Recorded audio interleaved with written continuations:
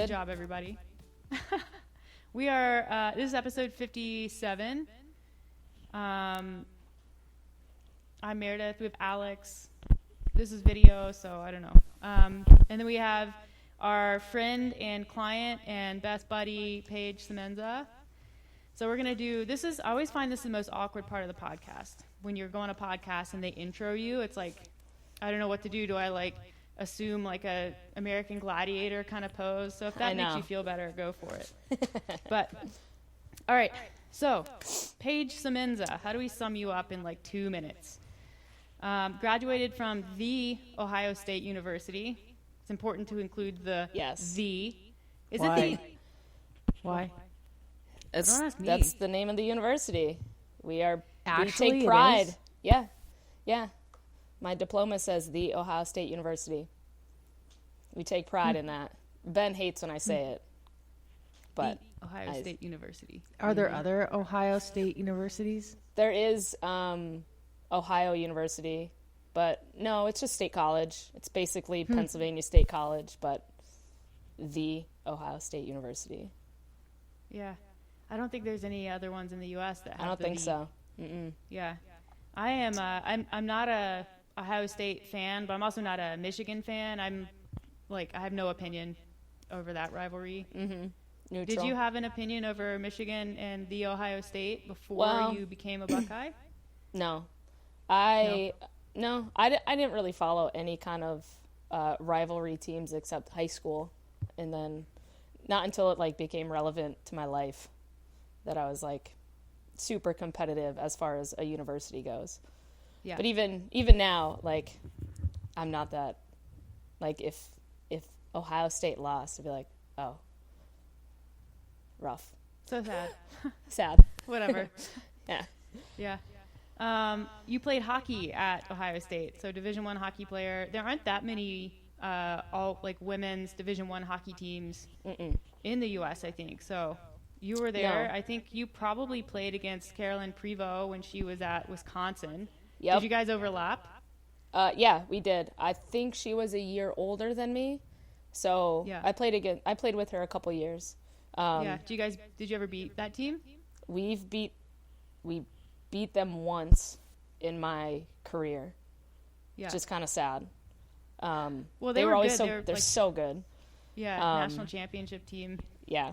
And I mean, Yeah. she has, it speaks for her, too. So she's a great athlete. She was great in college too. She's okay. She's pretty good. Yeah, but no, so Michigan doesn't have any women's hockey team. So that's why the rivalry for me was never huge except for football and other sports. But for us, pretty much Wisconsin, Minnesota, those were our, teams to play against. There's 5 teams in Minnesota that we played in our division. Wow, yeah. Yeah. So That's really cool. What position are there? Okay, I'm going to ask a really dumb question. What position are there positions? Yes. Oh my God, I'm so sorry. I'm so embarrassed. What position did you play? I played typically I played left wing was my Fullback, obviously. yeah. Backhand, Is right that hand. Fullback. Is that a position? That's also a football position. Fullback is just a football position. Now Alex is really just effing with you. She's being rude. Yeah. Which is amazing. I didn't think she knew anything about football, so that's actually impressive. You won. You had a lot of accolades when you were in honors when you were at Ohio State. The one that jumped out to me the most is you won the Big Ten Outstanding Sportsmanship Award, which you said is your most memorable and proudest achievement. Which when I read that, I was like, of course she did. There's not an award that screams Paige Semenza like a sportsmanship award. So why is that such a proud achievement for you?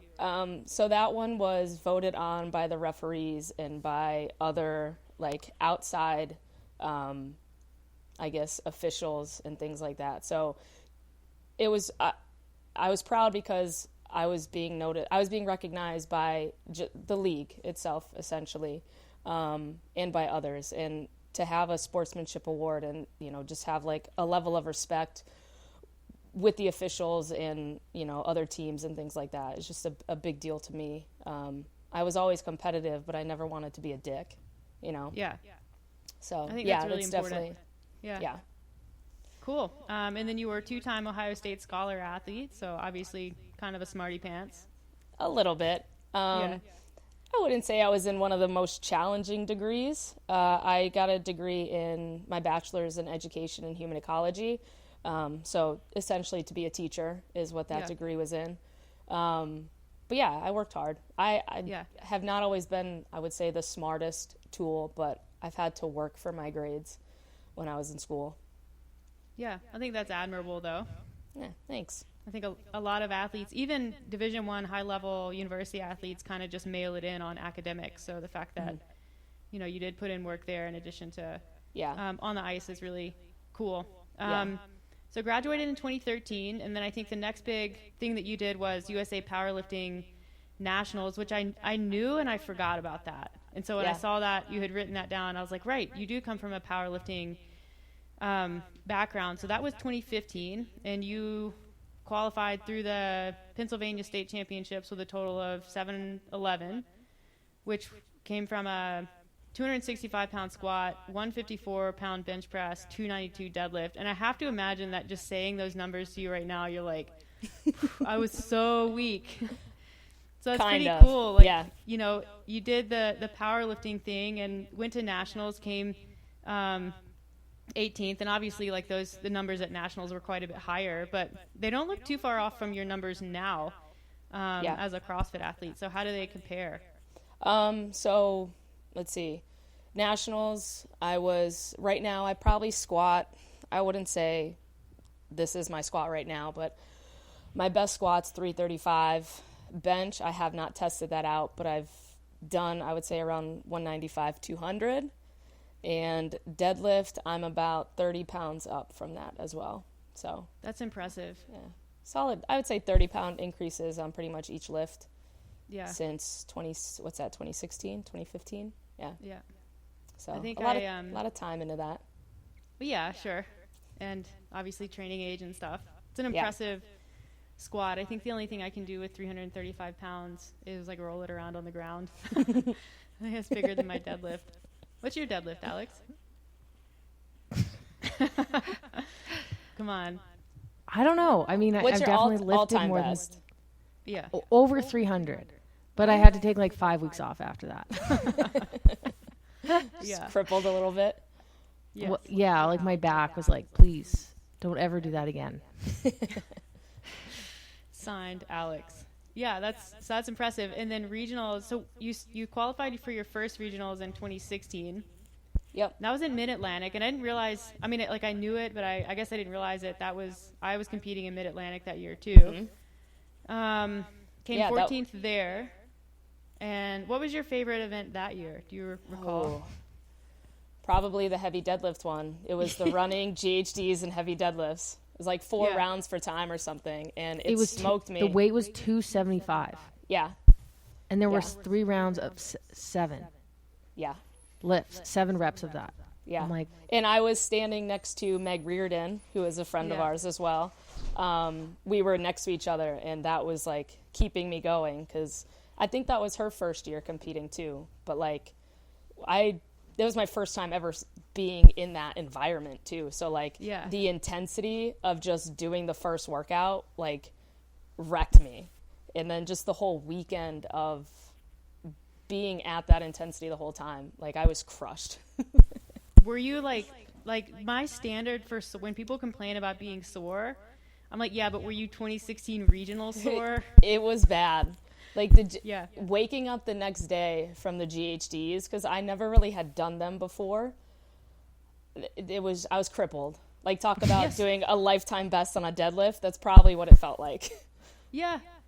It was rough. I thought on the morning of day 3, I was like, I'm gonna have to withdraw. Like, I was so sore. And it's that's 5 years ago now, 6 years ago Yeah. now. And the fact that Yeah. you still vividly remember what it felt like, I think that speaks Potent. volumes. Yeah. Yes. I vividly remember the workout that had 104 wall balls And the into 50, 52 pull-ups. yeah. I like couldn't bend my arms after that. Like I tried to adjust my sports bra strap and it like didn't reach.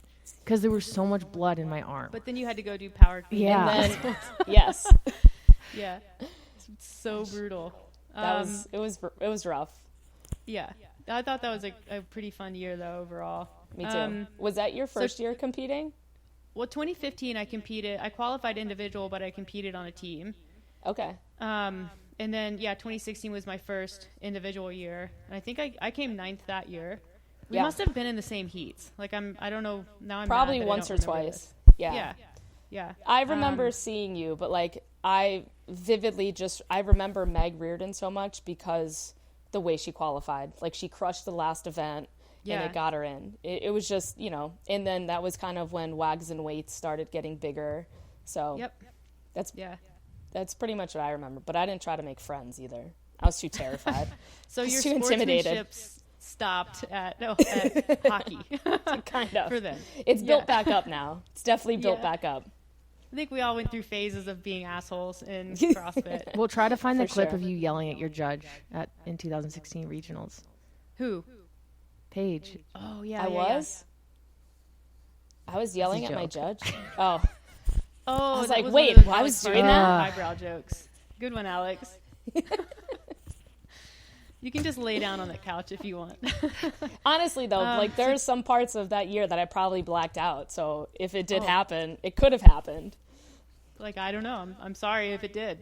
Sorry. Yeah. Okay, so 2017, you switched regions and went team with Timberwolf CrossFit, and you guys you made the games and then came 8th, which is a pretty Yeah. stellar finish. Yeah. How was that? Like That team was- experience versus individual. I mean, I grew up playing a team sport my whole life, so I knew what to expect as far as being on a team. But Kelly Wild was on the team at the time. She's from Minnesota, and her and I played ice hockey together in college. Nice. So so that's kind of what connected us. And then she's like, "Hey, we need a third teammate for the female side, and how would you feel about moving out here for the year?" And I was like, Yeah, "I'm in." done. Yeah. So Oh, that's awesome. that was the last year of team of 6, and then that's Right. when things started to change. So Yeah. it was cool to experience it in its original format, in a sense, Yeah. And Andrea Nisler, who is also a high-level competitor still She's okay. in CrossFit. Yeah, she's all right. We were on the same team as well. So Yeah, I figured. loved it. I absolutely loved it. I definitely think it helped me become a better athlete, knowing that I eventually wanted to go as an individual. So I think the experience and getting to be around athletes as good as they were was huge. Yeah, that's cool. Yeah. And then you did qualify individually the year after that, so 2018. You went back to the Atlantic region and came 5th there. Yep.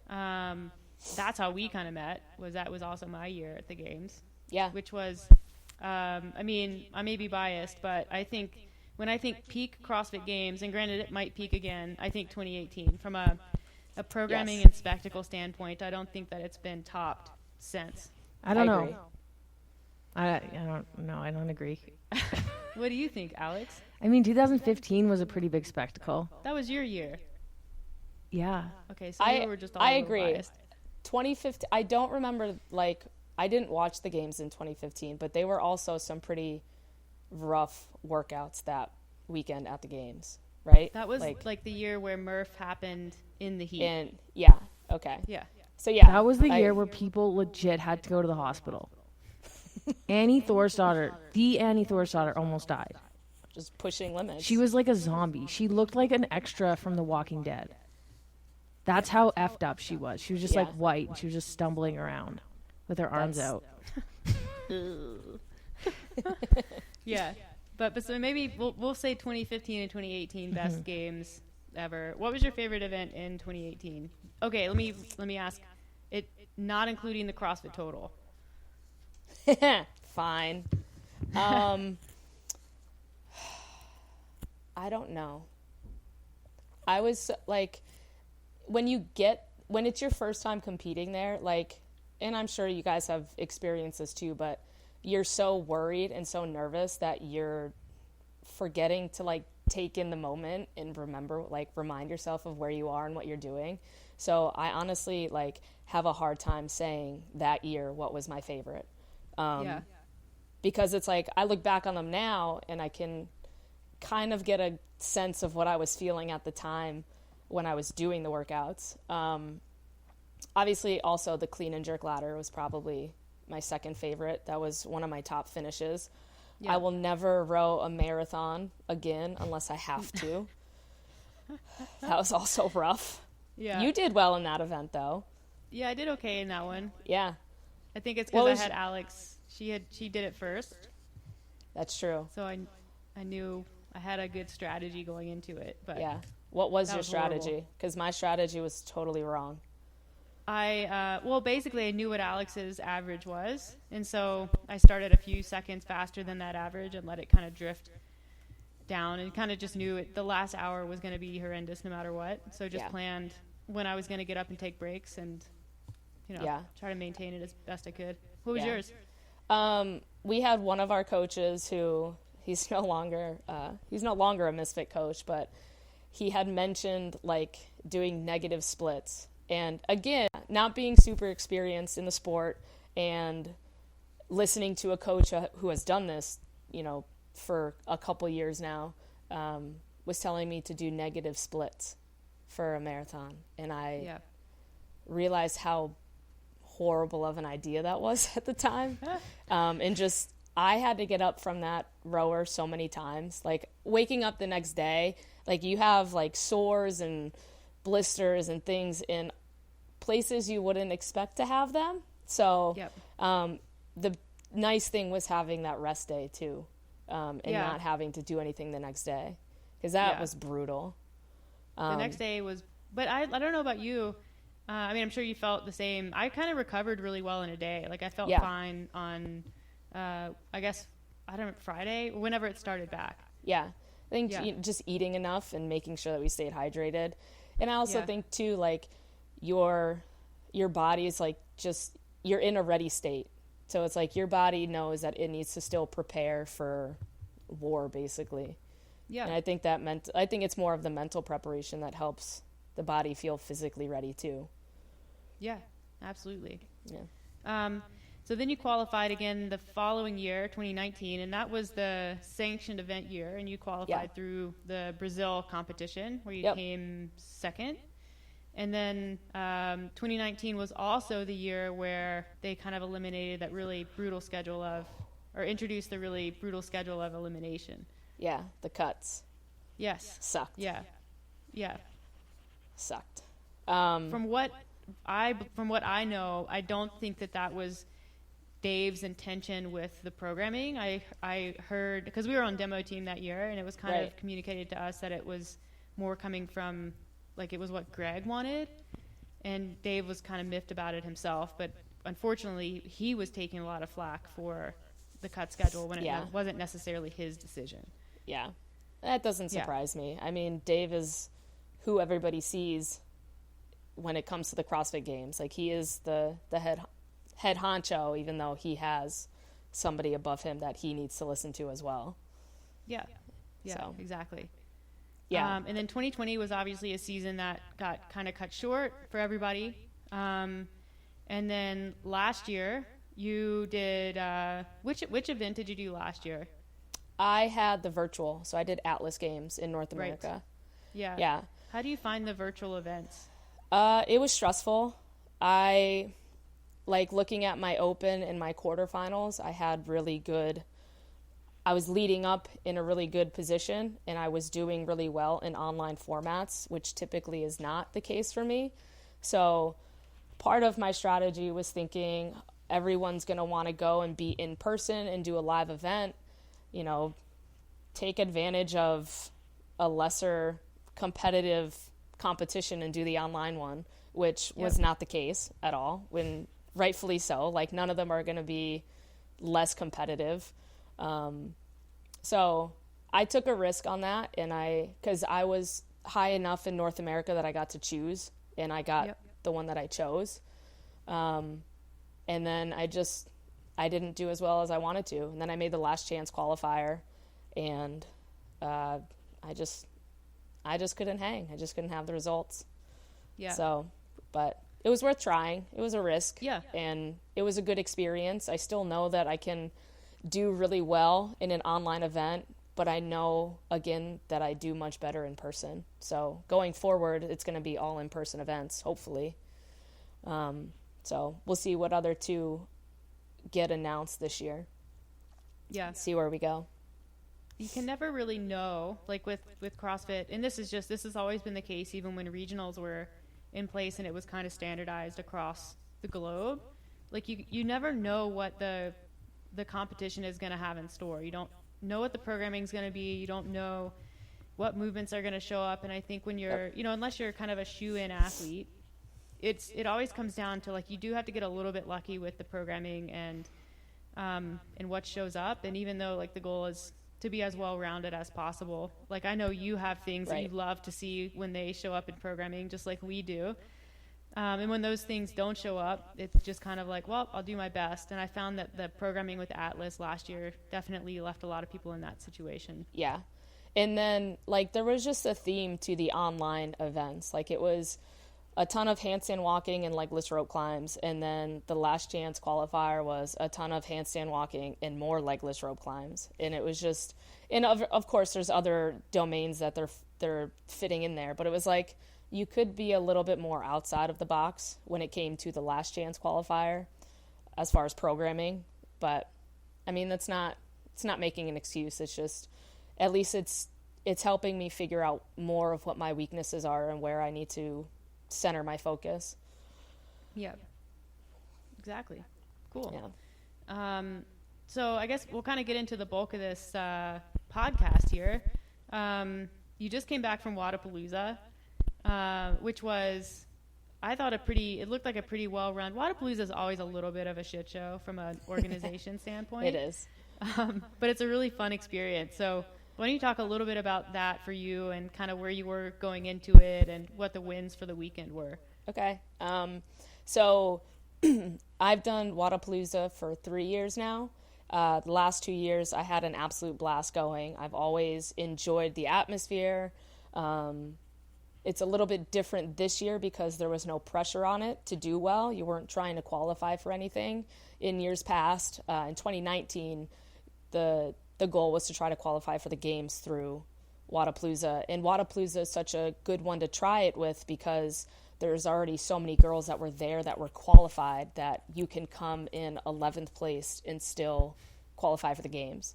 So there's benefit to going to that one. And outside of that, you're going up against essentially the game's top athletes. So you're always getting great experience. And this year was a little bit different.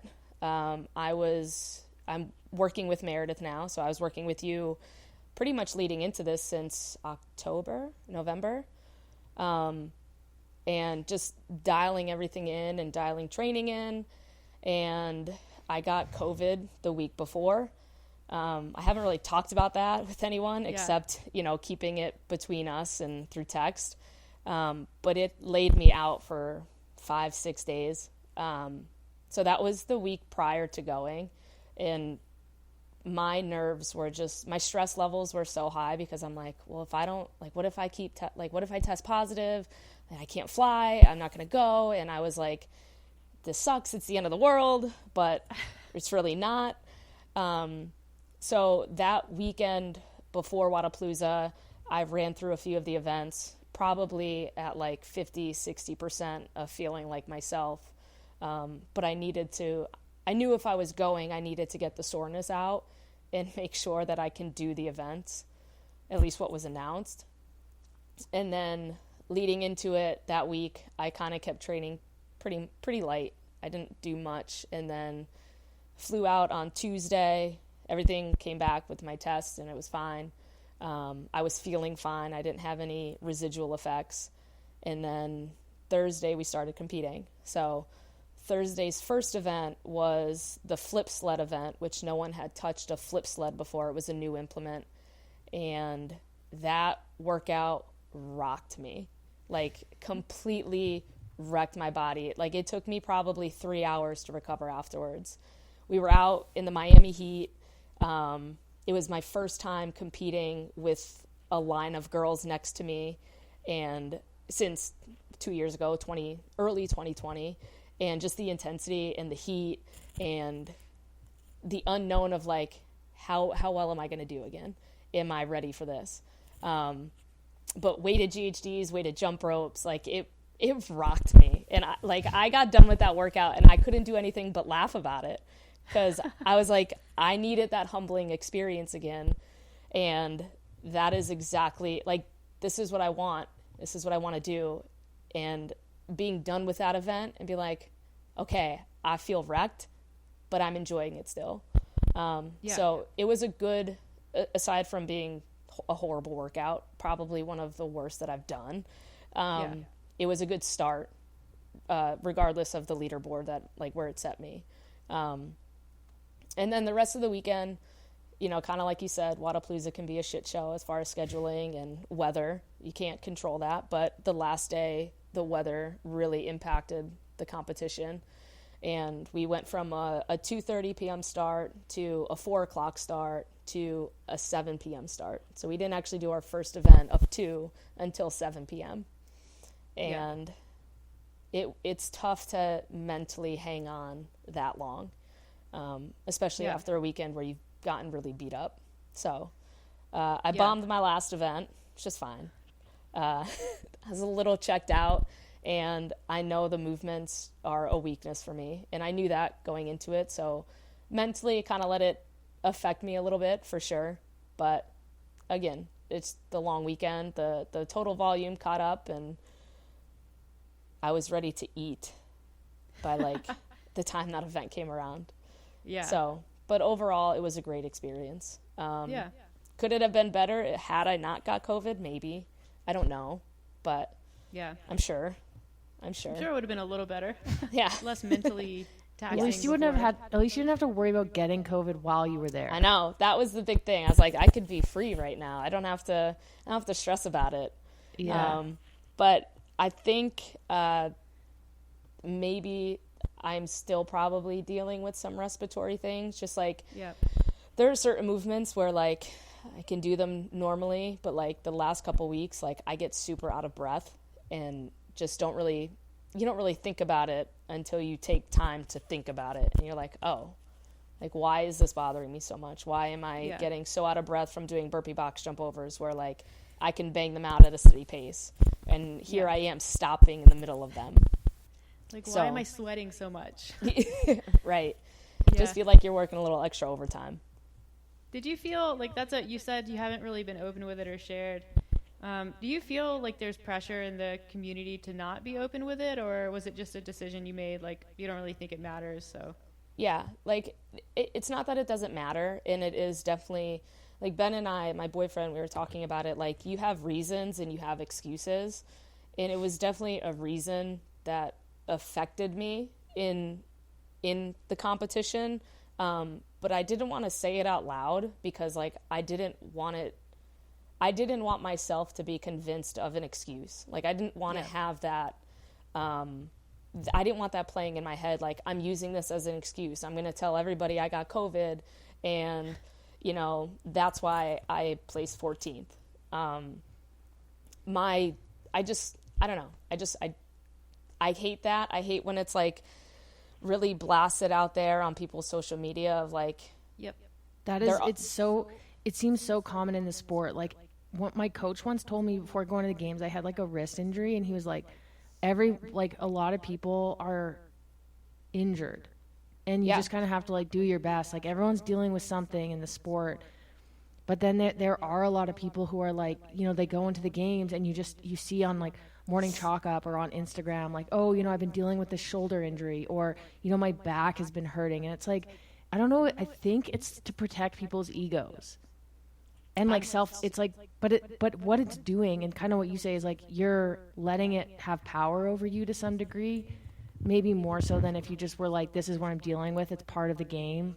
Like, I'm just going to do what I can given the circumstances. Yes. Exactly. And I had a small group of people know that I was, you know, dealing with that. And, you know, I was doing my best just to manage it and, again, work with what I had. So I went out there and I gave the best that I had. And I didn't leave the event having to blast it on my social media either. Like, I don't need the validation from other people. What I need is the validation from myself and, you know, the closest people around me. And those are the people that, you know, knew what I was dealing with and are also the people that still support me regardless of any situation, you know? So, Yeah. Do you guys remember in 2019, because we were staying together at Wadapalooza? Yeah. Remember that? And because Meredith and I were team of 3 with Prevo, and you had rented a car. I do remember that. We parked in a parking lot, and we come back, and the tires had locks. They had booted the car. Oh my God. Yeah. Oh my And God. we were I all totally like, forgot about that. Oh my. Was that when I got in a fight with the parking attendant? And I guess what had happened is we had parked on a level that was only reserved for like employees. And the guy was like basically going to charge us some ridiculous amount, like $250 or something, Yeah. to like remove this boot. And As a because we penalty. walked And up so- to the car as he was doing it, right? Yeah. Yeah. And then we like paid it. I think you paid it, and then we ended up like paying back for part of it because we felt so bad. And then we left, and we were gonna have to pay on top of that, to park. Yeah. Like on top of the ticket, we were gonna have to pay like the $25 or something that it was to park there. And Meredith lost it. And she went into like the office of the parking attendant and was like yelling at this guy. And it's like this 130-pound girl just like pointing up, yelling at this like 300-pound, like very tall man. Did I get us out of the parking lot for free? I did. For free. True. Yeah, Yeah. I rented a car and I realized I will never do that again in Miami. Yeah. That was more Yeah, it's expensive than horrible. taking Ubers. Yeah. Even though every Uber's like $45. It's the True, parking, though. true. It's so Yeah, brutal. it's the parking. And then that was the same year that we had the house cat. God, that was so A cute. little baby Boo. So cute. It was Kenzie's cute baby until girl. until it drug up a rat.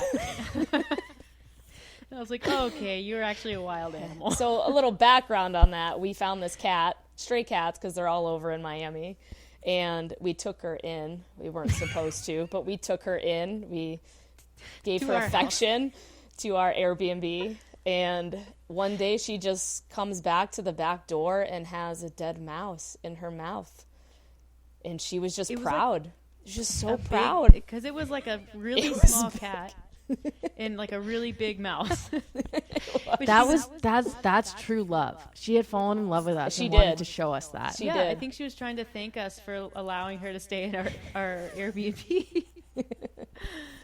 That was so great. It was a I good still have deed. those pictures. Me too. Me too. Yeah, that's so good. Okay, so hockey as a kid. Did you play any other sports, or was that kind of Yeah. like the sport? No, I was definitely a huge tomboy as a kid. Yeah. I played baseball, softball, basketball, field hockey, ice hockey. Those were like my main few sports. I never got into soccer. What other sports do you play as a kid? Never got into track, cross country. But yeah, I played a few sports. Yeah. I loved it. Do you feel like your a team sport background makes you a better CrossFit competitor? I think so. I think you learn a lot about communication, about, having to work with each other, and also getting competitive with people that you can still be friends with. So like, getting the competitive nature and things like that. And just the work ethic. You can either be the one that's leading by example, or you're the one following the one that's leading by example. So. Yeah. Was there someone who you looked up to early in the sport of CrossFit specifically? In CrossFit? Not really. I didn't really get into the super competitive side of it until I qualified. And in 2018, after qualifying for regionals, I decided to follow Misfit Athletics and work with a coach. And at the time, China Cho was an athlete with them, and I got to become pretty good friends with her. And Kenzie Riley was also with them. And I got to spend a weekend at camp up in Maine with those guys. And there's just something about the original, like, back in the day CrossFit athletes, like China Cho, Becca Voigt, Rich Froning, all of those guys. But getting to meet China, Becca, Voigt, those guys really were inspiring to me because they had sportsmanship and they loved the sport and they loved to compete in it, and they also loved to empower everyone else to do as well as they could, and just do your best and always pushing to be your best. And they supported that in others as much as they supported it in themselves, and I just have a big respect for that. Yeah, when we're friends with Paul Tremblay, who's kind of that generation CrossFit athlete up here, and he calls that generation, and I kind of lump us into that generation. We kind of bridge the gap a little bit, but he calls that generation the old guard, and I think it's a really sort of unique collection of athletes, because a lot of them came into CrossFit either as an ex-collegiate athlete or as just a regular gym goer. And then got good and got really competitive, versus a lot of people who are coming into it now as, it's the only sport that they've ever done. And so I wonder, like, as someone who does come from a team sports background, and we're both the same, do you think that the young athletes who are specializing in CrossFit super early are doing themselves a disservice by doing that and not by being a little more broad in their exploration of sports and athletics? Yeah, I definitely think so. I think CrossFit is one of those sports it's so big on social media that, like, you get consumed by it. And I know at one point I was consumed by looking at everyone's Instagram and all the superstar things that people are doing. And you see I guess it's pretty sensationalized, right? Like, I think kids will be a better CrossFit athlete if they stayed well-rounded and played other sports and experienced other sports. That's why we love a ton of our teenagers that we work with. They play multiple sports in school and they do CrossFit 2-3 days a week. And CrossFit is helping them in their sports that they're doing right now. But it's adding variety to what they're doing, and they're never getting bored, and they're always having fun, and they always look forward to coming to CrossFit. And I know for myself, like in 2016 when I was, was I 25, 26, and I was obsessed with it. I wanted to do CrossFit every single day, and I always told myself, like, I wish I did this when I was younger. But now as I get older and I realize, like, I have days where I really enjoy not being in a gym and not being around CrossFit, that I'm glad I didn't just consume myself in it all the time when I was younger. And I always did different things. And I think, even when I have kids, like, I want them to do multiple sports and see what they really do fall in love with. And if it ends up being CrossFit, great. But if it doesn't, it could be something else. I look at the young athletes coming up, like 12, 13, 14, 15, and I look at what I was doing when I was like 12, 13, 14, 15, or even younger, and, like, I mean, you probably experienced this on a hockey team. Like, I mostly ski raced, and I was traveling around with, like, a team of kids with, like, 1 or 2 coaches, and we had, like, a team van, and we'd travel. And even when I was, like, skiing NCAA, it was the same thing. Like, you have your ski team, and like, I know CrossFit's moving a little bit towards, like, teams, but it's still so individual, and, like, more individual than, like, skiing. It kind of reminds me of when I played golf. You're kind of just with your parents, and you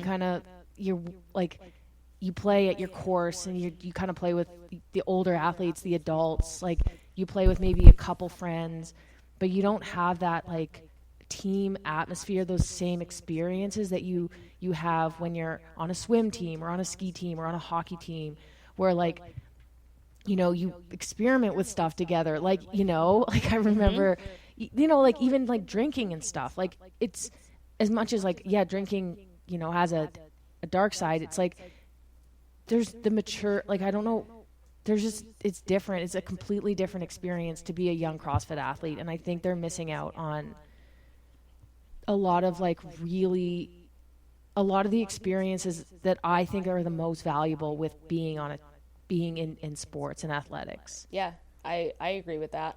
And you're not like, to you're mention, in a gym with adults all the time. yeah, and not to mention you're probably homeschooled. So That too. You're not around any kids at all, and like what type of interaction are you getting outside of that? Besides the adults in the CrossFit gym or even some other teens in the gym, but it's like that kid's probably homeschooled too, and they don't have any interaction outside of that. I totally agree with that. Yeah. Yeah, and it's just like, you're right with the way that social media is. There's like constant comparison, and you can always compare because it's a numbers game. It's like everything's for time or for weight, whereas, you know, you play hockey or you ski race, and it's like you train, you just try to get better. Yeah. Like, yeah, you have a time, but it changes all the time. Like, you can't necessarily compare times like across time. Right. And like It's just like different. Yeah, and when you're on a team, like you're trying to get better for your teammates, and they're trying to get better for you, and you're trying to get better as a whole, right? Like hockey was so big on, you pretty much were on a line, right? So you had a left wing, a center, and a right wing. Like those, you were a trio essentially. So you always went out together. Anytime there was a line shift, the whole line changed, just pretty much. And you had to get to know each other. You had to know each other, like how you are on the ice, off the ice. Are you, because if you're not getting along, it's really hard to mesh when you're on the ice, right? So in knowing like, okay, I don't even need to look, and I know that in this specific play, my teammate is going to be behind the net, and I can just chuck the puck down there, and they're going to be there. Like you had that reliability with each other and that trust, and you don't get that. You don't get that in CrossFit. Because you're so you're so concerned on trying to be better than somebody else. Yeah, and like I think that there's a lot to learning how to emotionally regulate around your peers, and you get that in school, you get that in team sports. You learn how to have a bad day and brush it off and move on. And I mean, I think that there's a lot to childhood development and social skills and socialization that's being overlooked for the sake of, you know, getting good at a sport that historically and still doesn't really pay well and provide a lot of opportunity to the athletes. And that may change, but right now that's just kind of the case. And so for me, it's, I don't see the benefit. If I had a teenager right now who wanted to do CrossFit, I would say that's fine. You can do it in support of, you know, whatever sports you want to play, but it is not going to be your thing. Yeah. Like I do have a question. Oh, go ahead. Go. I wish I did CrossFit in college for hockey. Like I wanted it. It's such an explosive sport that like the intervals, like it all just plays so well into what hockey was like. And I'm sure Caroline Prevost can, you know, speak to that. I'm sure she did it back then. I had a really good point. I can't remember what it was. I don't know. I was going somewhere with that. Yeah, I was going somewhere with that, but I forgot. Alex interrupted you. It's okay. Yeah. All right, Alex, your turn now. Okay, well now I'm not going to ask it because it's going to like, it's so bad.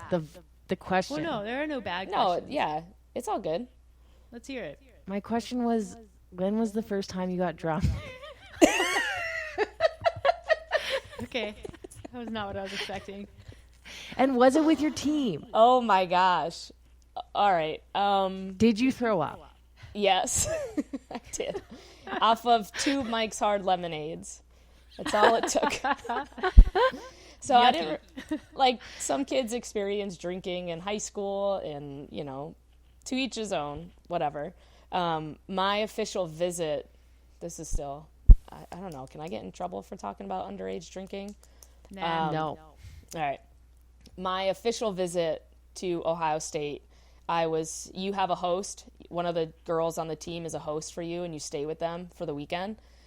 And they show you you know, what's a day like in class, what's practice like. They take you basically all around, and you go and you watch a game. But you stay in the dorms with them, and I stayed with Kimmy Toit and Barbara. I think her last name now is Egan. They sound like troublemakers. Kimmy Toit was a troublemaker. Straight out from Detroit. But Barbara was my host. And so they took me to a party, and she gave me a beer to start. I've never gotten into beer to this day. I still don't like to drink beer. She gave me a Coors Light. That was the first drink, a Coors Light. And I forced it down. Disgusting. That was at a bar. Then we went to a house party at the hockey house. So there's like 6 girls that live together. Called it the hockey house. Trash. So trashy. But they gave me a Mike's Hard Lemonade. And so I had that too. And you were by like, the time, yummy-ish. I know. So bad. And they weren't peer pressuring me either, right? Like, I'm there to also experience a little bit of college before I go. But it's late. We go back to their dorm.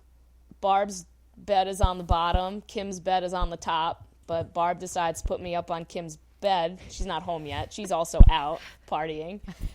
And I laid down, and I didn't realize what my world was going to start doing. Spinning. And hard after 2 drinks. Yeah. And I ended up throwing up all over her mattress. So we had to take the mattress off and take it outside. I don't know what she did with it. And then Barb was like, here, you just lay on the floor. Just go to bed, sleep on the floor. So I'm like, okay, it's fine. She sounds like a nice lady. She was, oh my gosh, she was such a sweetheart. She was the nicest girl.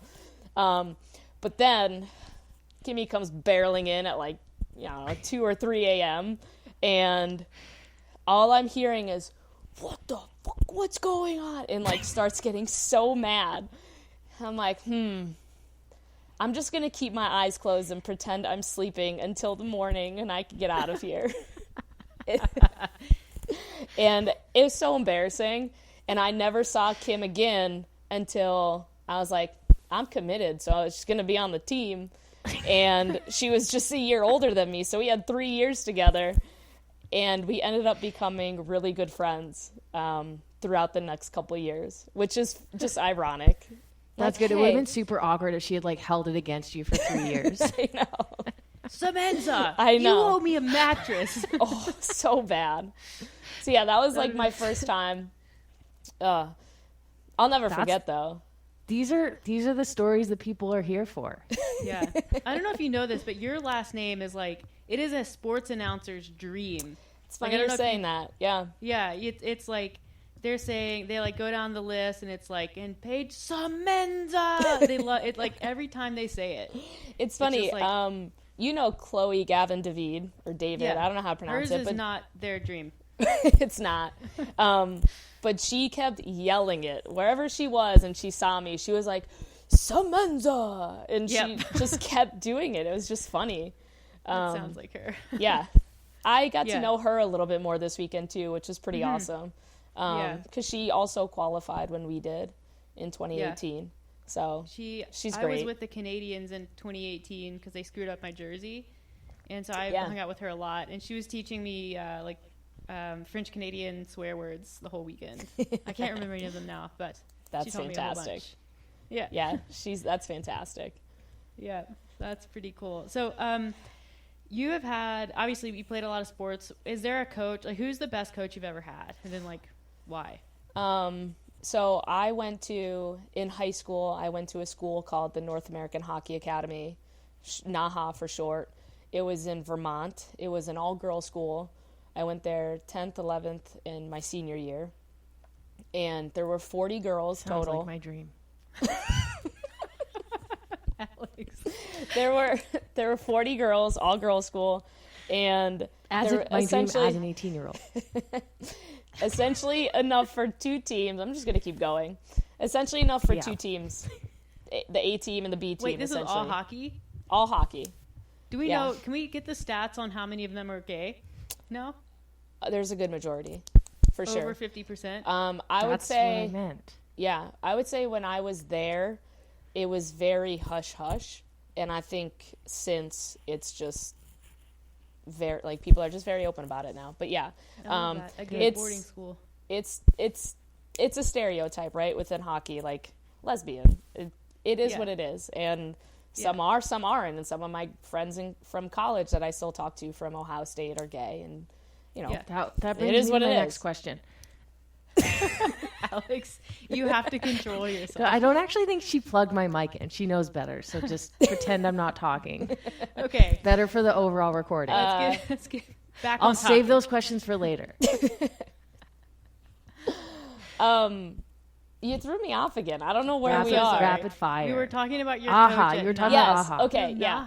Naha. Naha. Naha. Yep. So all girls school, 40 girls, 2 teams, and essentially you were living as if you were in like a college schedule. So you learned time management, you learned how to play a ton of hockey and still go to school. And our only goal there, that was when I actually specialized in a sport, was pretty much through late middle school into high school, because I was going to a prep school essentially. And I loved our coaches there. Bill Driscoll, his son. We went through a couple other coaching changes there, but Bill was the one who ran the school. And for being a male back then, he knew how to work with girls so well. And he knew how to kind of, he knew how to motivate me, and he knew how to motivate somebody else when it was completely different, right? So, like, I'm never someone who's like, scream in my face and yell at me and tell me I suck to do better. I want someone to encourage me to do better. And he knew that, and he was able to do that with me. And also, fit the motivation that other girls needed as well. And he knew the sport so well, and just the confidence in that was, it rubbed off.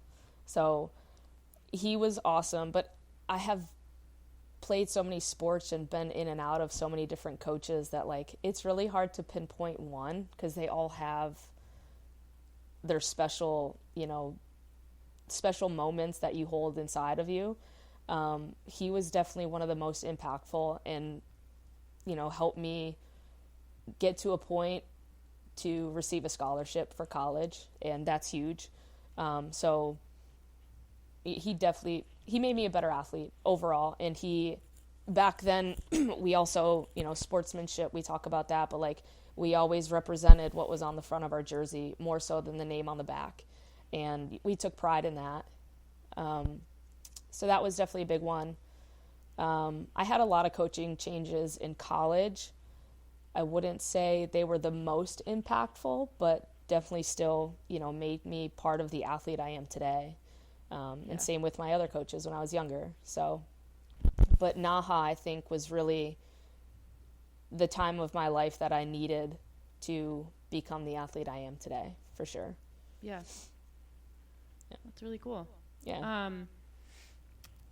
So you do some coaching now, CrossFit. Like, what is that something that you'll continue to do, and what has drawn you to that specifically? Yeah. So, I received my degree in education. So essentially I wanted to become a teacher. After college, I felt pretty burned out in school and in hockey as well. Like, again, a lot of coaching changes, a lot of season changes, that I wanted to break. So at Ohio State, you didn't get your teaching license in your 4 years. You had to go for a post-bachelorette program or a master's program. And I took time off from doing that, and I haven't gone for my teaching license at all. But coaching is a very much be an educator, and it's being on my feet, and it's teaching people more about living a healthy life than, teaching math and algebra. So I still find a lot of, I'm proud of being a coach, and I love the impact that I have on people. And I think, I love coaching the teens class the most right now. I love coaching our adults too. But the teens are just, again, all of them do other sports outside of CrossFit, and they love to come to CrossFit and work and like suffer a little bit, and they enjoy it. And it's just so fun to see that generation of like, oh my God, this kid was jumping on a 10-inch box and all of a sudden they're jumping on 20-inch boxes because you've helped get them to be as fit as they are. And it's just, I love it. I love doing it. Yeah. But as far as doing it like for a career, like a full-time career, I'm not sure yet. So Yeah. I want to say yes, and I think obviously what I'm doing right now leads me in that direction, but I also want to compete. So I'm kind of stuck on that. But Yeah. I'm also 30 and I'm not really sure what I want to do with the rest of my life. And I've had a hard time figuring that out. And I still have a lot of passion for this, so it's not like, you know, it would go anywhere anytime soon for me. So Yeah. I think there's this misconception that you should have everything figured out at the age of 30. yeah.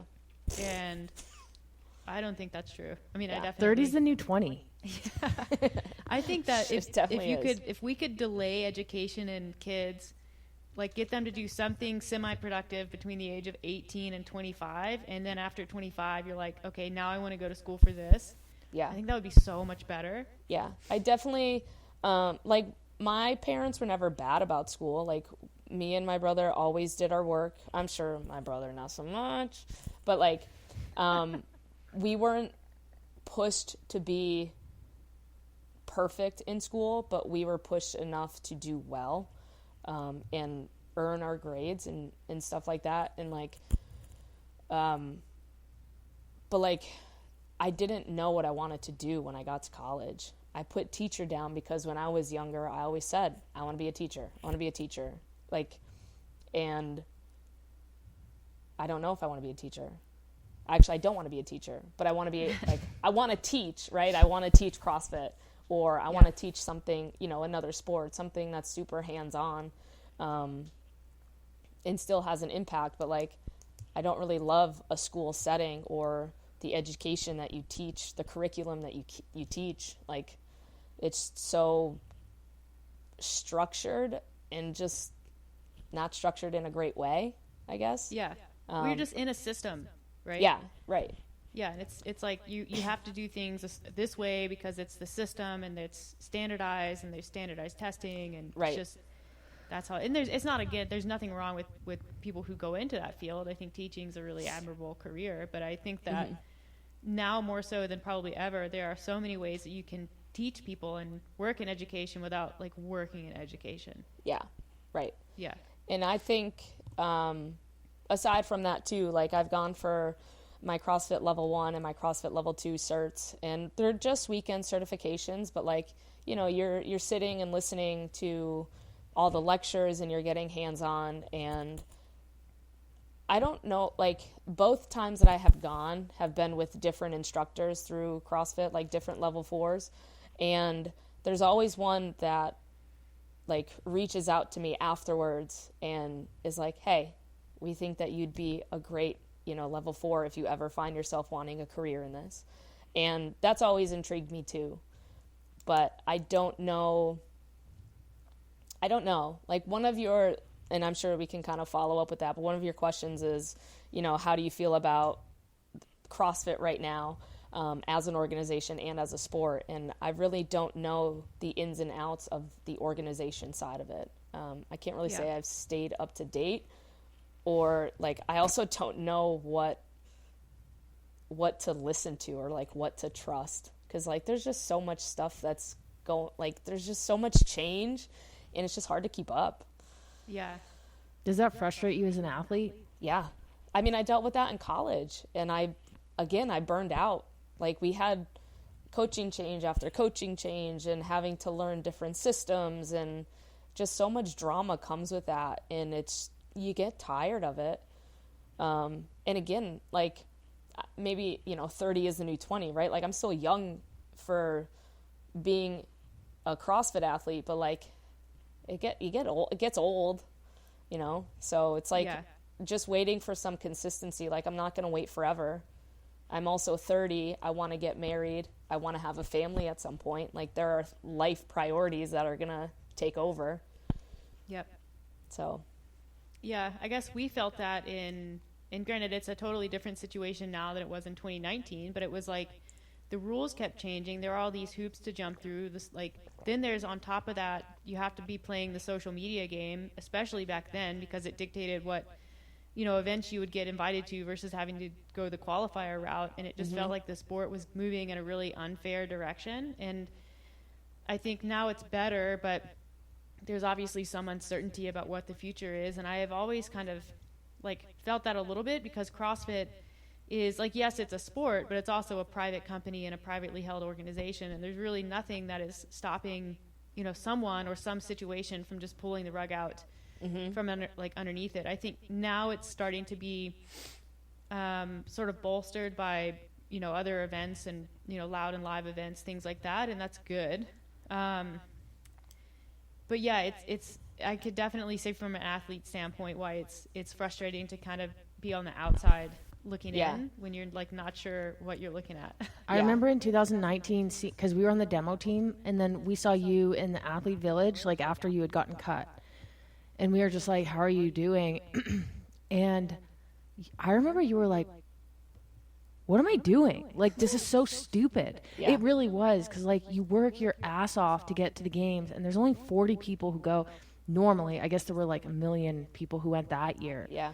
But it was just like, why can't I do the last 2 days or day? I think that was a Saturday, and it was like, I'm here. Like, what the hell? And how is this something that was just announced? Like, it wasn't fair. Like, we were shocked, and like to be an athlete, I just can't even imagine. It's just like it's tough when the sport is so volatile. Mm-hmm. And it was like last man standing, essentially. Like, just the stress of not wanting to get cut was like, you're also stressed about the workout you're doing and the people you're competing against, let alone have to worry about getting cut. So it added a lot of stress that didn't need to happen, but also like, why couldn't it be consistent, at least to a point of like, okay, we'll keep the top 40 for the rest of the weekend. You know, like, why did it have to keep cutting down so much? And it even cut again this year, but differently, right? Yeah, more appropriately. And at least you kind of knew it was coming. Yeah, right. This was, we literally found out, the day of, basically, that you were going to cut. And, like you said, like, you know, the rule book kept changing. Like, you read something on social media that was different than what someone else is saying. So you just didn't know. I don't know if you remember, but the season started and there wasn't a rule book. Yeah, for a long time. It was like, as we're doing this, and they had to do, because I remember that year, certain events had already happened, like Dubai, and Wadapalooza, I think, and then they released the rule book, but then they had to like retroactively apply Wadapalooza and Dubai. But like you were competing without even know. Like, I think Sarah Sigmund's daughter won that year, and it was like, okay, well, she's in, but then it was such a mess. I think that's when Meredith and I were like, yeah, we're not doing this to the season. And then the Open applied to qualifying, so that's why all that backfilling happened. Yeah, it was a mess. So is there? I mean, obviously it's a little better now. Is there something you'd like to see moving forward from the sport? Like, what does the future look like in your ideal world? I would love to see, like, this is what I wanted to say. Can I go back, way back? We're going to go back. I think, because we were talking about kids being homeschooled and just doing CrossFit, and right now there's not much in it for you unless you are in the top, right? Like, unless you are making the thousands of dollars that you can make a living off of. But, like, the NCAA now, you can make money off of your name. Like, I would go back to college now because of that. I didn't have that when I was in college. And like, that's super enticing. That's super motivating. And that's just cool. It's cool that the NCAA has shifted towards that. And don't get me wrong, being at Ohio State, like, we were very spoiled, and I'm very grateful for the hockey sticks, the equipment, the travel, all of that stuff that's covered for. But I never got paid to do it either. Whereas like, these kids can do that now. And I mean, you'd be on a Big Ten football team and you have a good likeness to make money off of. So I don't know. That's, you know, the whole be at home and just do CrossFit. My kids wouldn't do that. I'll say that. No.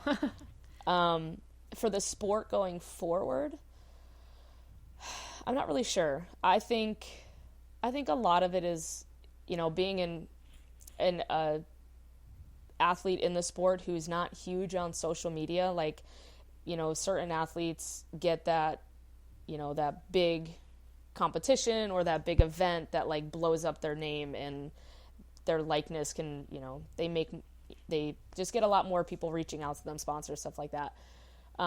Being someone who's not huge in that sense, like, I see a lot of clickiness in those that are big on social media and also are great athletes, don't get me wrong. But I don't know, I would love to see that kind of attention shift from, you know, constantly posting about the Sarah Sigmund's daughter on CrossFit, the Tias, the people who are so big that people already know about. Like, what about... There's a lot of favoritism. Yeah, what about us other athletes who are putting in that kind of work and trying to make a name, but just haven't gotten quite the opportunity to do it yet? Yeah. I think that's kind of part of... I would like to see that, just because, like, I've worked my ass off, you know, and not that there's little to receive from it, right? Like, I have the people that I need that know about it and know that I've been to the games and know the work I put in. But, you know, just to have that recognition every so often from CrossFit themselves would be kind of cool. Yeah, and it might help with like sponsorship opportunities, which makes traveling easier, which Right. means maybe you don't have to coach as much, or like, I don't know your situation, but I know Yeah. what it's like to be a fringe athlete. Yeah. And a lot of that is out of pocket. Yeah, and I'm super grateful for Misfit Athletics. Like, working with them has been one of the best things I've chosen to do, and they're a company, like, they've become friends, and I work with them as well as a remote coach now too, and they've given me, like, you know, those little bits of opportunity here and there, and they're a small company, sure, but like, they're willing to help in any way that they can. And part of that is with the travel and accommodations for competitions. And then part of that is just, you know, being someone that I can talk to and also learn from with their coaching staff, because they have a ton of experience behind them. And like, being with, like, continuing with them, like, my loyalty is there with them, and that definitely won't change. But yeah, it could bring up other opportunities as far as sponsorships go. And part of, like, the sportsmanship, you know, representing a company and like that, I feel like that's not in CrossFit very much. Like, I am proud to be a Misfit Athletics athlete, and like, I will, you know, say that day in and day out. I am proud to coach at CrossFit Vertex. Like, I want to represent the companies just as well as I want to represent myself. And I've always been that way, and I've always valued that. And I don't see so much value in that in the sport, if that makes sense. Mm-hmm. Like, Yeah. people... No, it definitely does. People are like, I'm a true grit athlete. I'm going to just post my social media post so I get the money for it, or something like that, Yep. if that makes sense, you know? But like, I'm outwardly, you know, representing Misfit and representing Vertex, and, you know, those are just parts of my life that I'm proud to be a part, like, to have, you know? Yeah, I mean, you see a lot, and I don't fault people for taking sponsorships, because I know it's really hard to make money in this sport. Yeah. But I do see people supporting companies that, like, I know for a fact they don't actually support or use or back. They do their exactly that. It's like their one post a month or two posts a month, and, you know, they collect their check, and that's it. And it creates this sort of this like inauthentic feeling when athletes do post about brands, and it's like, how do you, I don't know, I guess, yeah, I don't know where I'm going with that, but it's like, how do you know on the authenticity side of things? Yeah, like, how do you know? Like, I won't work with a company unless I, like, truly value and believe in what they are offering, or, you know, representing or anything like that. So like, how do you know which posts on social media are posts that like, hey, this person's posting about them and they are truly like grateful for that opportunity to get to post about them, instead of like, I'm posting about this because I have to and it's part of my contract. Yeah. You know, I get that. Exactly. I know what you mean. Yeah. I don't think you can know.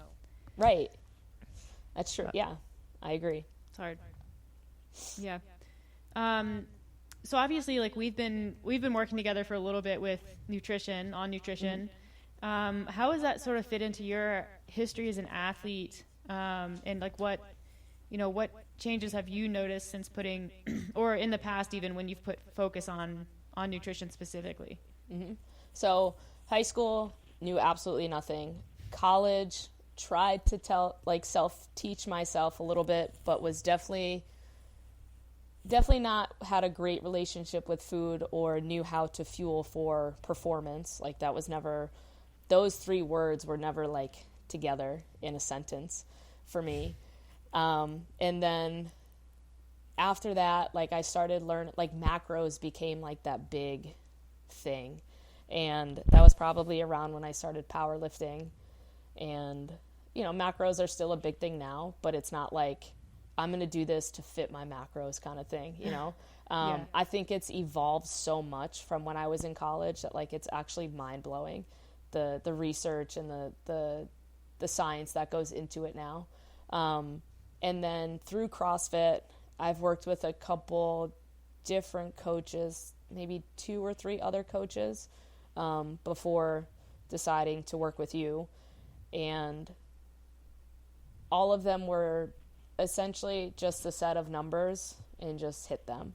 So yeah, paying attention to sleep, just lifestyle in general, nutrition, yes, quality of food, eating for performance. Like I never really dialed into those things. And I would say the most important has been the stuff outside of nutrition, ironically, has been the biggest.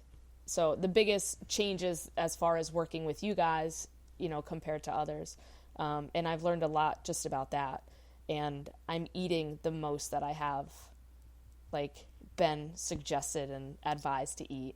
And honestly, those numbers have gone up since starting. So before starting with you, I was eating more. And then since being with you, I've eaten more. So, and like, I don't worry about my weight. I don't necessarily worry about what I look like.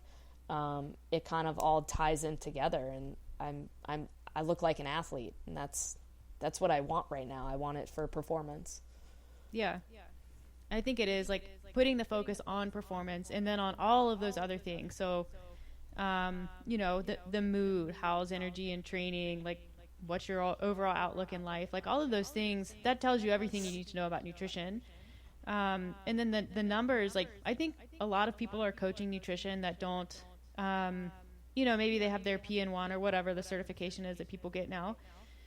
And they get really caught up in the numbers, but you're like, the human body is so complicated and it's so complex and it's so good at adjusting that like you can't just throw very specific numbers at it and say, yes, this is definitely going to happen or this is going to be the result. It's like the window, the range for numbers is actually quite large.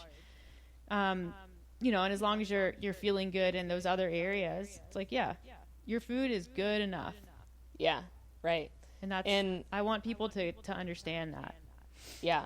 So like in most of our conversations, like we check in 3 days a week, and most of our conversations come back to, it's never really about food. It's about how's your sleep? How do you feel about getting back to journaling? Are you reading at night? Are you doing this? Are you doing that? Like it's everything but food, unless there's a specific question towards food. Cause you follow my Fitness Pal. So like you see what's going into my body. And if there was something in there that you're like, well, why did you have McDonald's today? Instead of, I'm sure that would be a question you'd ask, but you see the food I eat every day. And if there was a serious concern in there, it would be talked about.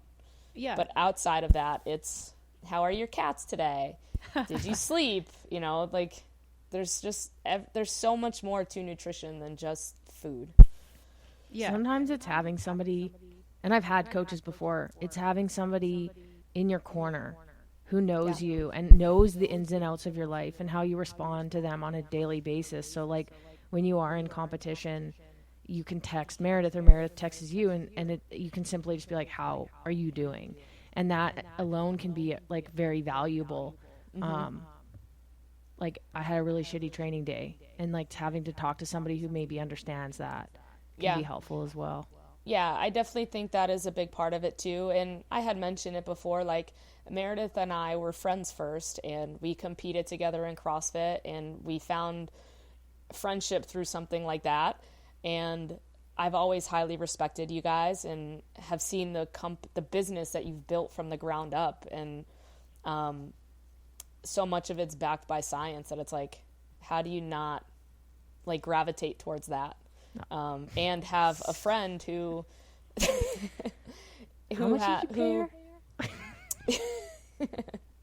who is a female, understands the female body, and it's easy to be open with somebody who you've become a friend with first. And I would say, like, we aren't super close friends, right? Like if I had, let's say I was a coach and I was like telling my best friend, like, okay, I'm going to be your nutrition coach. They're going to be like, fuck you are. I'm going to lie to you, you know? But like, I have enough respect for you guys. I'm like, I'm not going to lie about what I'm doing, you know? I'm not a good liar, and I hate lying. I don't like being a bad person. So, it's hard to do that, you know? You seem like you may have the worst poker face of all time. I do. I actually suck at poker too. I don't know if you guys know this, but I worked in a casino. I dealt blackjack. No way. So yeah. So after 2015, you're just like ignore that. I dealt blackjack. So mainly just blackjack, but other games too, not poker. That was before I got competitive with CrossFit. Blackjack is 21. Like, right. You want to get 21 on the cards. So yeah, like I suck at poker. Like we play like for fun, and I lose all the time. Ask Ben.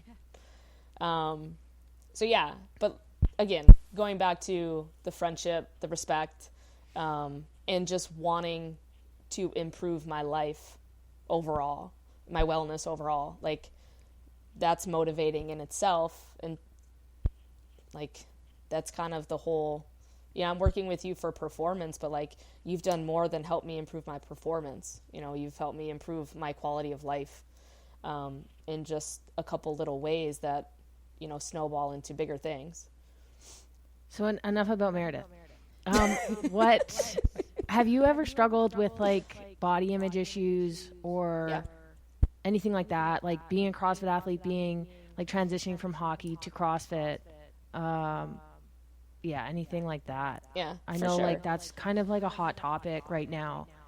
And then obviously it's just like, you are an elite athlete, and I think people can sometimes look at elite athletes and they're like, oh, they've got their shit together, but it's kind of coming out now. And even in other sports, like this is kind of like an unspoken thing. Like, I'm not saying, everyone has an eating disorder, but I think there is a lot of like, especially with females, body image issues. I was just wondering what your experience has been with that. I definitely have had my fair share of body image issues, being self-conscious.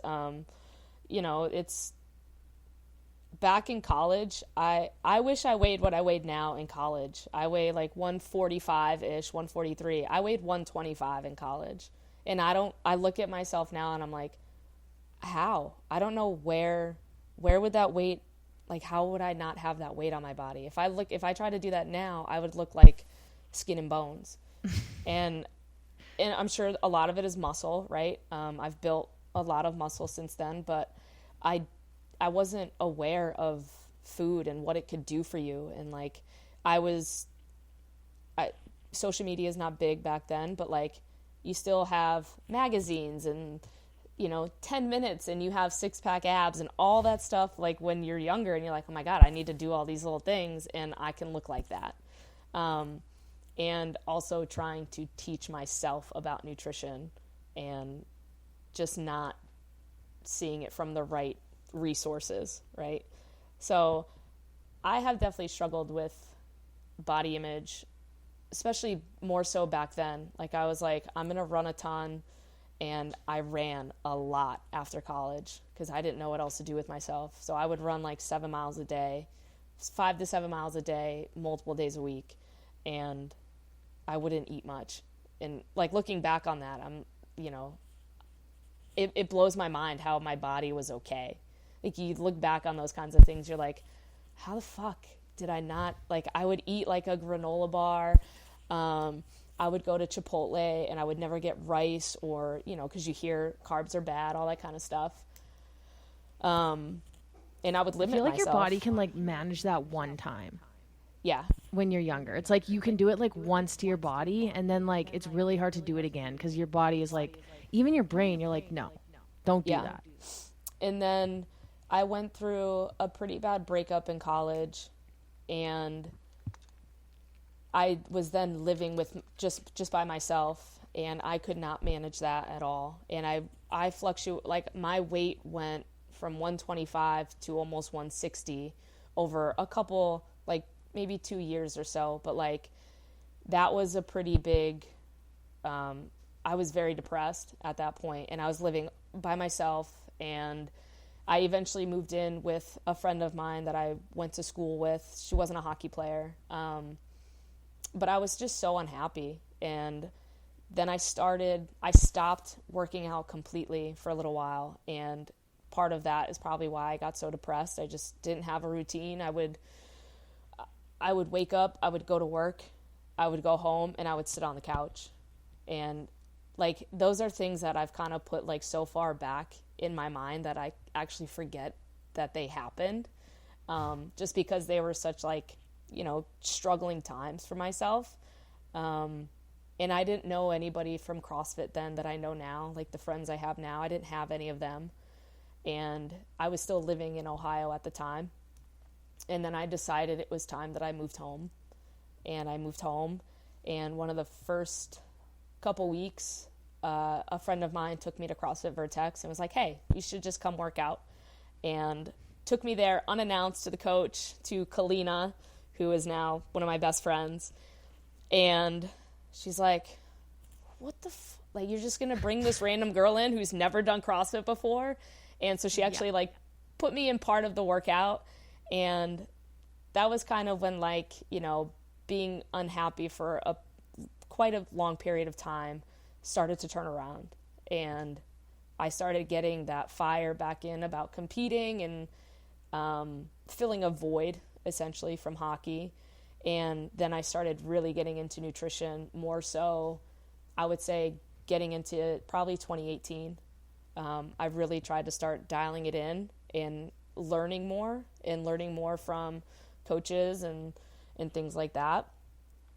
And then now I would say I probably have one of like my best relationship with food, my best relationship with my body, and letting, every CrossFit athlete is different. You have those at the top who have these pristine bodies, but then you also have others at the top who have average bodies, and they are still so good at what they do that like their image has nothing to do with it.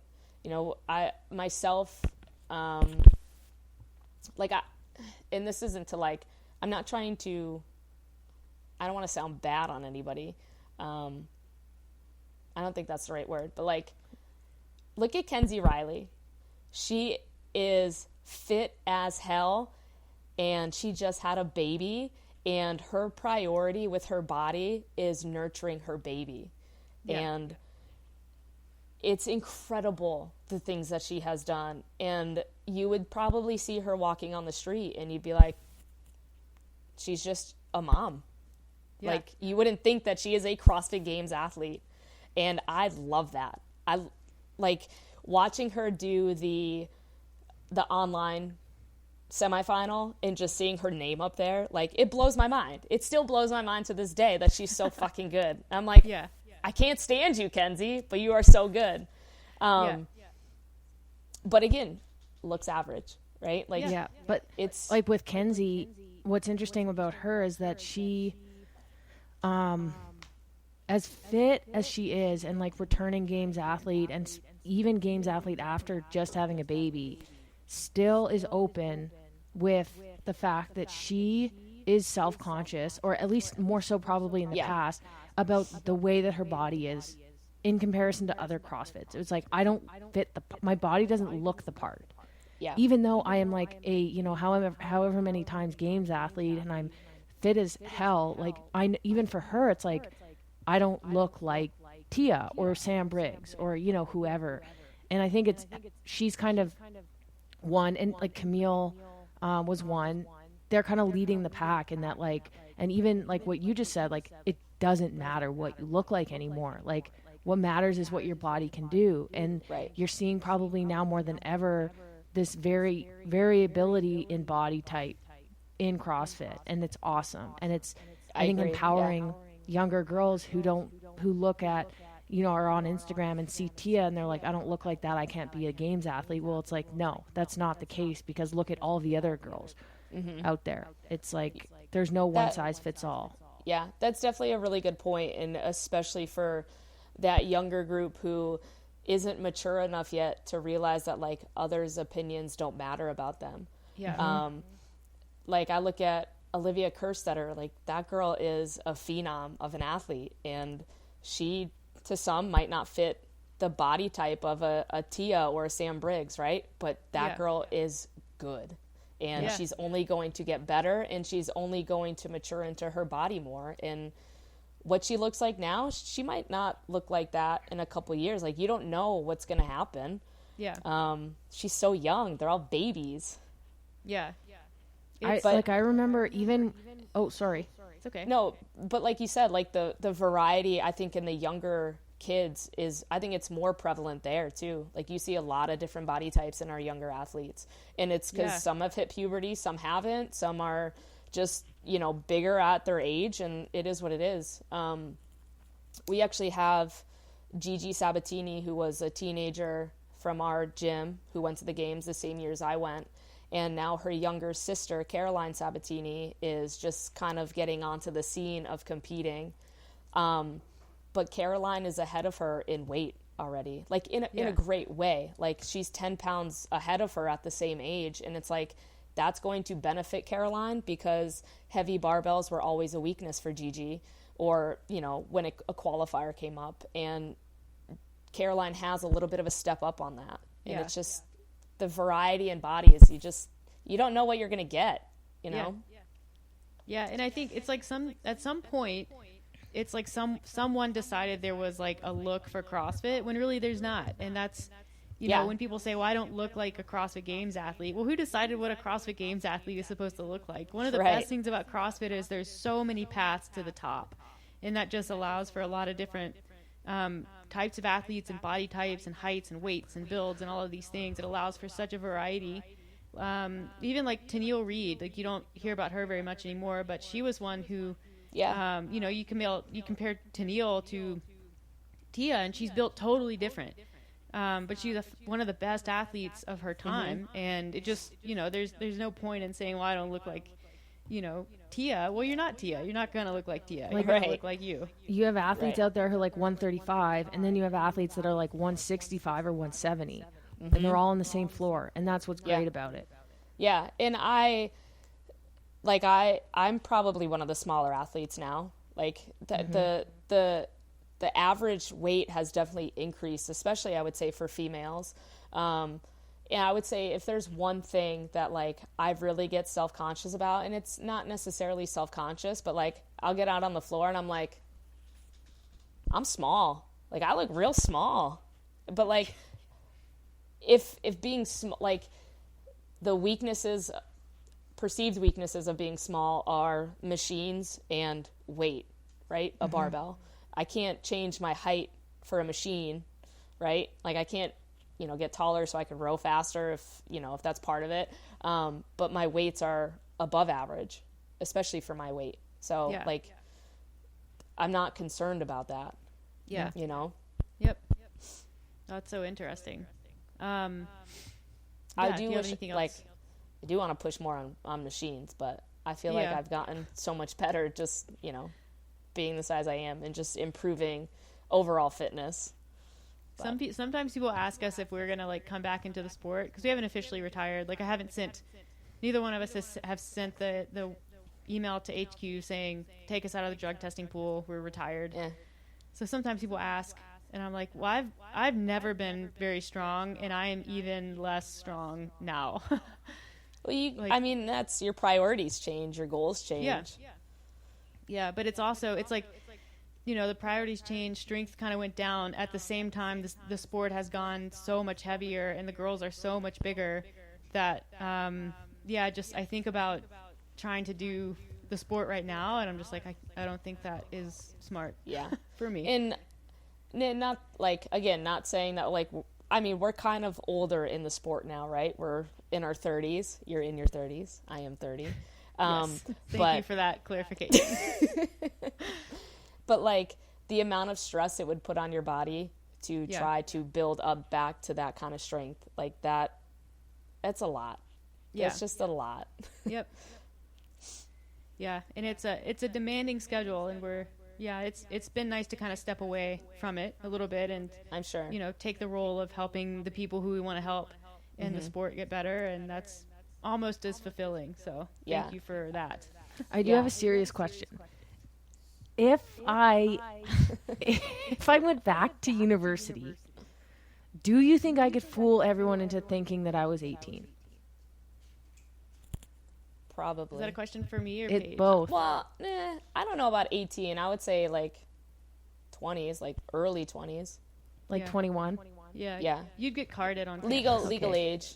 Yeah. Okay, good. Good to know. That was the right answer? It was. I mean, there was no right answer, but if there were a right answer, that would have been it. Okay, so we like to wrap these up with some rapid fire questions. So Gosh, you ready? I don't know if I'm ready. I don't know. it's gonna be great. I might. You're gonna do great. Like, what's Okay, rapid so fire? the way this What's works is I'm gonna say like a phrase or a sentence, and you're gonna fill in the blank. Okay. Super simple. Got it. Okay, check it out. Okay, first one. It all comes down to How bad you want it. a good day is A good day is when everything falls into place. my purpose is Impact people's lives through fitness. I'm going to stick with that. Impact people's lives through fitness. I like it. I believe that What goes around I comes believe- around. not you. Oh, I believe that. I also believe that failure is a part of the process. That one was better than yours. It's relevant. Success is winning. Success is, I'm going to give 2. Learning from your failures. And success is finding what you love. that one. Not bad. Not bad. I didn't realize the peanut gallery was going to chime in on this. All right. I am Honored that you guys asked me to be on this podcast. That was a good answer. Best answer. Best one yet. I was waiting for Alex to say, I am Alex Parker. I was going to say awesome, but I got those lips sealed. All right, last one, best one. Love is. Oh, gosh. Why is this the hardest one? Because it's the best one. Love is Ben Brucker for me. Oh, Sorry. I love Super that cheesy. one. Okay, so for everyone out there, she's off the market. Officially Sorry. hard off. If you went to Naha, I'm sorry. Yeah. Not gonna I'm happen. off the market. Although, speaking of, I'm going to take this If I back were to 'cause become know- single, you might. Oh, so No, sorry. no. I know Kalina, the owner of the gym, also my best friend, will watch this podcast with her husband, and she will hear these comments about Naha, and she'll go, she's still lesbian to me. I know it. She still is. You still are. says it every day. Hey, I did this comes wonder. up. Not that you send Oh, off I'm certain sure. vibes, but I was, you always have to ask the question. I was dating Meredith at the time, so she was a little bit offended, but You're like, well, okay, hockey player, and that's all I need to know. I'm There's not a greater and than so 50%. stereotypical of you. But also, I hang out with a lot of I have a lot of lesbian friends, right? Like, Those are the best. You guys are awesome. I love hanging out with you guys. Kat and Meg, love hanging out with them. Like, you just find your tribe of people who you enjoy to spend time with, and oh gosh, they're lesbian. That really, what does that mean, right? Exactly. Well, I mean, You guys like, are my some people it friends. still means, Something, yeah, but not to me. not the best And- people. Yeah, they suck. Cool. Love is Yeah. not Well, them. thanks for this. It's been really awesome. We Absolutely. enjoyed having you on. You're one of our favorite people. You just like there's like an energy and an aura about you that I just wish that I could put in a bottle and like keep, because Thanks. it's infectious. So Thanks. I try. She says that about me I all don't the try, time. but I try. if people No. wanted to find you on social media, how do they do that? It's AA Park. Alex. It is at Paige_Semenza. So it's my name with an underscore in the middle. That's easy. Yeah, That's also mine. We have the same format. I know. I saw that. I did notice Did that you the get other that day. from me, or did I get that from you? Who had it first? I don't know. I forget what mine was back then. I think it was like Semenza.25, because that was like Yeah. all of my accounts. And I just put it to that. And then I was like, I think I'll mine go with my used to name. be at Mare Bear. Yes, I remember that. I stalked That you was a- back in 2016 too. Yeah, that was It's like, 2016. who are these huh? athletes? Why are they so good? Who is that? Yeah, I also had a different name back then, but That's a true. conversation for another time. I always wanted Yeah. to actually ask you guys, like, and I'm sure I would think of like other clients of yours are interested, but like, what's a normal week like for you guys? Like, we're good 3 question. hours apart, so like, Yeah. you're texting me, it's 9 a.m. for me, so it's 6 a.m. for you, which is early Yeah. as hell. We're 2 hours apart, so 7. Oh, it's 2? Yeah. Oh, We're like the fringe mountain time zone. We're not quite the Okay. Pacific. Yeah.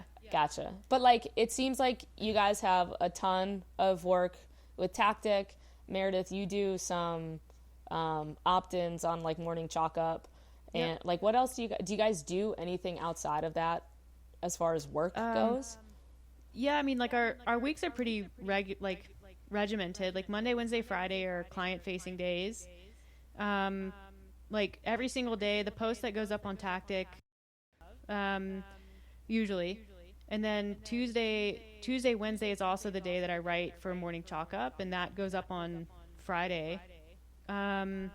We do podcasts once or twice a week, so that's Tuesday, Thursday usually. Kind of calls scattered. But our work days are pretty full and they're pretty long, like probably 8 to 10 hour days. And Yeah.